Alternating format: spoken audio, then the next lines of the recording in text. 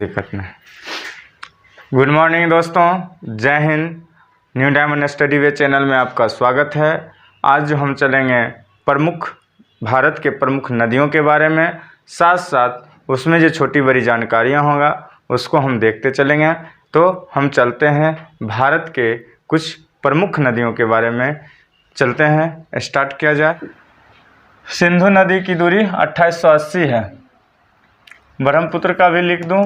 ब्रह्मपुत्र नदी का अगर जो भारत में पूछा जाए, इंडिया में, तो आप कहिएगा 910 किलोमीटर। क्लियर। अब बात करूं दो नदी का, मैंने क्लियर किया हूं। ये तो आप लोग देख रहे हैं कौन सी जगह है। बंगाल की खाड़ी है, बंगाल की खाड़ी है। ऊपर में बांग्लादेश दिख रहे हैं, इधर अरब सागर हैं, इधर कौन सा है, अरब सागर है।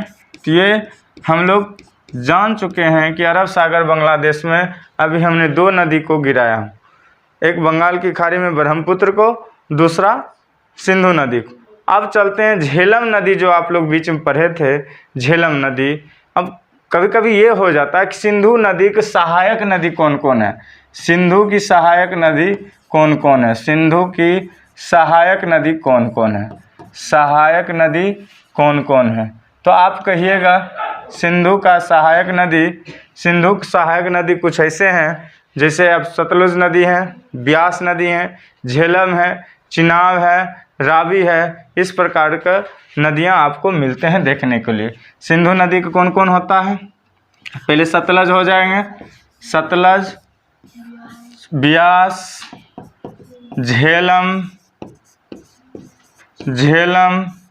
उसके बाद चेनाब नदी भी कह सकते हैं, चेनाब नदी है, रावी नदी है, कौन सा नदी है, रावी नदी है। इस प्रकार की नदियां इनकी सहायक नदियां, प्रमुख सहायक नदियां में आते हैं। अब मैं एक एक करके चलूँगा। सिंधु नदी का काम आप लोग समझ गए कि 1960 में पंडित जवाहरलाल नेहरू ने समझौता किया था, सिंधु पाक। अब झेलम नदी की बात करूं तो झेलम नदी की किलोमीटर कितना है, क्वेश्चन कभी कभी बन जाता है कि झेलम नदी का कितना लंबाई है। तो आप लोग कहिएगा 720 किलोमीटर। अगर जो बात 720 किलोमीटर की है तो साथ साथ ये निकलते कहाँ हैं, तो शेषनाग झील से निकलते हैं। उद्गम स्थान कहाँ है इनका उद्गम स्थान शेषनाग झील है। कौन है, शेषनाग झील से हैं। और ये कहाँ है, जम्मू कश्मीर में। कहाँ है, जम्मू कश्मीर। इसका भी सहायक नदियाँ हैं, लेकिन इतना पूछा नहीं जाता है। चलते हैं आगे। अब तीसरा चौथा नदी जो आप लोग, चौथा नदी ना पढ़ेंगे हम, ब्रह्मपुत्र पढ़ लिए, सिंधु पढ़ लिए और झेलम भी पढ़ लिए। अब हम चलते हैं चौथा नदी के बीच में। तो फोर्थ नदी जो है आपका, चौथा नदी जो है आपका है चिनाब नदी, जो 1180 किलोमीटर उनकी लंबाई है। चिनाब नदी की लंबाई कितना है, 1180 किलोमीटर, 1180 किलोमीटर चिनाब नदी की लंबाई है।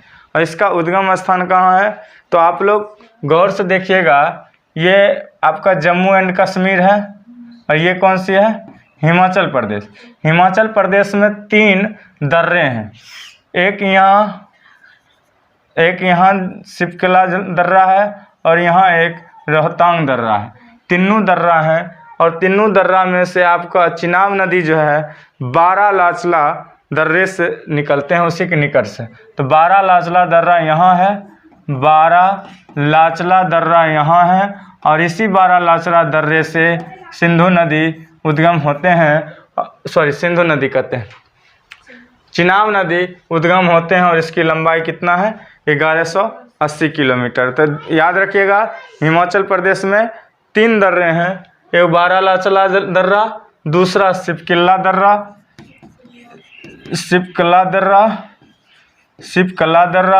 तीसरा जो है आपका, ये दर्रा का नाम है रोहतांग दर्रा। ये तीनों दर्रे जो हैं आपका किस में हैं, हिमाचल प्रदेश में देखने को मिलते हैं। अब सबसे पहले अभी चिनाब नदी है, थोड़ा आ गया, याद में था, मैंने बता दिया कि दर्रे कौन कौन है हिमाचल प्रदेश में। हिमाचल प्रदेश में 3 दर्रे हैं, तो एक बारालाचला हो गया, दूसरा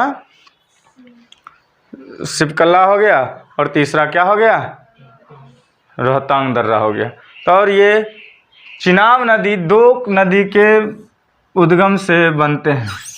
2 नदी को मिलकर 2 नदी मिलते हैं, तब एक चिनाब नदी का निर्माण होता है, मतलब नाम आता है चिनाब नदी।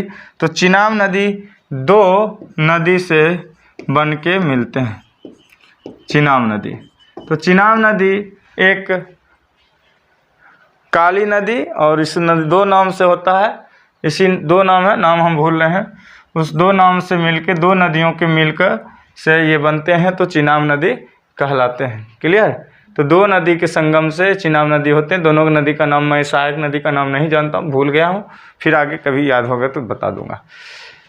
तो ये आपका क्या हुआ, हाँ, चंद्रभागा नाम से होता है। किस नाम से? एक चंद्र एक भागा नदी के नाम से होता है। ये दोनों चंद्रभागा मिल के चिनाब नदी का निर्माण करते हैं। क्या, कौन नदी का? चंद्रभागा और चिनाब नदी। नोट करते जाइए, नोट आप तो किए हुए हैं नोट, आप भी कर लीजिए जिनको करना है। क्लियर? अब चलेंगे, अगला नदी है रावी नदी। अगला नदी है रावी नदी। रावी नदी के बारे में हम लोग जाने तो कुछ जानकारी हासिल करते हैं। तो कुछ जानकारी ये है कि रावी नदी कितना किलोमीटर में फैले हुए हैं।